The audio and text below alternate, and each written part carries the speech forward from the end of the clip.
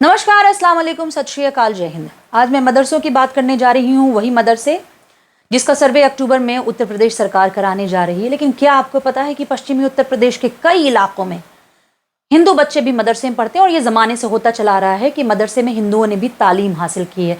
क्या आपको पता है कि देश के पहले राष्ट्रपति डॉक्टर राजेंद्र प्रसाद ने मदरसे से पढ़ाई हासिल की थी? क्या आपको पता है कि मुंशी प्रेमचंद ने मदरसे से पढ़ाई की थी? क्या आपको पता है कि सती प्रथा को ख़त्म करने वाले सोशल रिफॉर्मर राजा राम मोहन राय ने भी मदरसे से तालीम हासिल की थी? हिंदुस्तान की आज़ादी में मदरसों का बहुत बड़ा योगदान है। लेकिन आज एक खाका तैयार किया गया है और ये जहन में बिठाया जाता है, कहा जाता है कि मदरसे में आतंकवादी पैदा किए जाते हैं, मदरसे में आतंकवाद पढ़ाया जाता है, मदरसे में जिहाद सिखाया जाता है, मदरसे से पंचर बनाने वाले निकलते हैं। साल 2014 के बाद से आपने अक्सर आईटी सेल के दिहाड़ी मजदूरों के मुंह से मदरसों के बारे में यही सुना होगा। और आग में घी डालने का काम करते हैं गोदी मीडिया। जब भी किसी मुसलमान को सोशल मीडिया पर ट्रोल करना होता है तो सीधे सीधे कहा जाता है कि ये पंचर बनाने वाला है, ये आतंकवादी है, ये मदरसे की पैदावार है, ये मदरसे से पढ़कर निकला होगा, वगैरह वगैरह।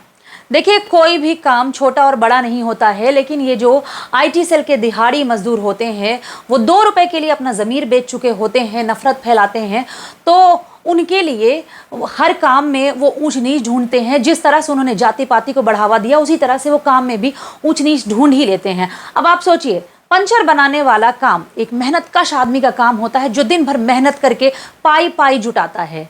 और ये ठीक उसी तरह से है कि आप अगर रेगिस्तान में हैं, आपकी जेब नोटों से भरी हुई है, लेकिन आपके पास एक गिलास पानी नहीं है, तो आप प्यास से मर जाएंगे, आपकी वो नोटें काम नहीं आने वाली। ठीक उसी तरह से अगर आपकी गाड़ी पंचर हो जाए और आपको दूर दूर तक कोई पंचर बनाने वाला ना मिले तो आप पैदल चलने को मजबूर हो जाएंगे। हो सकता है कि लंबा सफ़र हो तो आप थक कर गिर भी जाएं। तो हर आदमी, हर काम की वैल्यू वक्त के हिसाब से होती है और किसी को भी छोटा बड़ा नहीं समझना चाहिए। तमाम पंचर बनाने वाले हैं जो हिंदू हैं, जो क्रिश्चियन हैं, जो सिख हैं, लेकिन ये तैयार किया गया है एक खाका कि मुसलमान जाहिल होता है, मुसलमान तालीम नहीं हासिल करता है, मुसलमान पंचर बनाता है। उसको नहीं पता कि जो है राफेल उड़ाने वाला हिलाल अहमद भी मुसलमान है और जिसे तुम पंचर बनाने वाला कहते हो वो हवाई जहाज़ उड़ा कर ले आया है।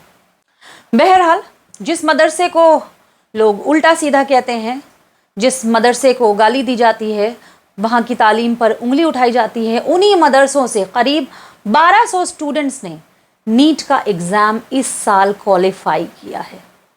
आपको पता है कि एमबीबीएस की पढ़ाई के लिए नीट क्वालिफाई करना ज़रूरी होता है। तो इस बार नीट के एग्ज़ाम में मदरसों के 1200 स्टूडेंट्स ने क्वालिफाई किया है और इसमें बहुत सारे हाफिज़ कुरान भी हैं जो कुरान को पढ़ते हैं। ये जो स्टूडेंट्स हैं ये आर्थिक रूप से कमज़ोर बहुत है, लेकिन इनका जो लक्ष्य है वो निर्धारित है। और अब जब मैं आपको इंस्टीट्यूशंस के नाम गिनाऊंगी तो भी आप उनके नाम सुन करके दंग रह जाएंगे कि अरे इन इंस्टीट्यूशन से इतने शानदार डॉक्टर्स तैयार किए जा रहे हैं। तो कर्नाटक का शाहीन कॉलेज है जहां 1800 छात्रों को नीट के लिए तैयार किया गया था और इनमें से 400 ने नीट क्वालिफाई किया है। शाहीन कॉलेज के लगभग 10 से ज़्यादा मदरसा पास आउट हाफिज़ कुरानों ने नीट क्वालिफाई किया है। दूसरा है पश्चिम बंगाल का अल अमीन मिशन, जिसकी 70 ब्रांचेज़ हैं और 70 ब्रांचों में कम से कम 500 से अधिक स्टूडेंट ने नीट क्वालिफाई किया है। और पश्चिम बंगाल के ही मालदा ज़िले के स्टूडेंट हैं तौहीद मुर्शिद, जिन्होंने 690 अंक हासिल करके राज्य में टॉप किया है। उनकी ऑल इंडिया रैंकिंग 472 है। अल अमीन मिशन को लगभग 3500 डॉक्टर और 3000 इंजीनियरों के साथ साथ बड़ी तादाद में रिसर्चर्स, एडमिनिस्ट्रेटिव ऑफिसर्स, ट्रेनर्स और प्रोफेसर के स्नातक होने के साथ मान्यता प्राप्त है। और एक ख़ास बात जो है उन स्टूडेंट्स के लिए जो आर्थिक रूप से कमज़ोर हैं, तो अल अमीन मिशन करीब 6838 स्टूडेंट्स को अर्धमुक्त और 4257 स्टूडेंट्स को पूर्ण मुक्त छात्रवृत्ति देता है। ये बहुत बड़ी बात है उन स्टूडेंट्स के लिए जो आगे बढ़ना चाहते हैं लेकिन उनके पास पैसे नहीं हैं और आर्थिक रूप से वो कमज़ोर हैं। और यहाँ पर अल-अमीन मिशन में ज़्यादातर स्टूडेंट्स बहुत ही गरीब परिवार से आते हैं और ऐसी जगह से आते हैं जहाँ उनके माँ बाप इस पढ़ाई को अफोर्ड नहीं कर सके हैं। तीसरा है अजमल फाउंडेशन, जो कि असम में है और वहाँ से लगभग 250 छात्रों ने नीट परीक्षा में कामयाबी हासिल की है। चलिए थोड़ा सा बताते हैं आपको आज़ादी की जंग और मदरसों के बारे में। दारुल उलूम देवबंद हिंदुस्तान की आज़ादी का सबसे बड़ा किला माना जाता था।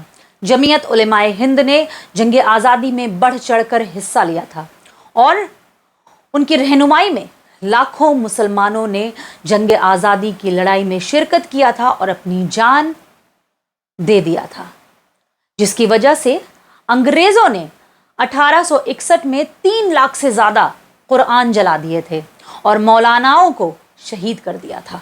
ये रिपोर्ट मैं आपको हवा में नहीं बता रही हूँ, पंजाब केसरी की ये रिपोर्ट है। एडवर्ड थॉमसन लिखते हैं कि आज़ादी के समय 80,000 से ज़्यादा उलेमाओं को 1864 से 1867 तक फांसी पर लटकाया गया।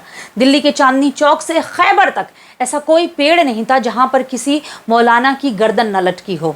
मौलाना अबुल कलाम आज़ाद ने लिखा है कि हिंदुस्तान की आज़ादी के लिए यहाँ के मौलानाओं ने जो कायदाना और सरफरोशाना जिद्दोजहद की है उसकी मिसाल बहुत कम मिलती है।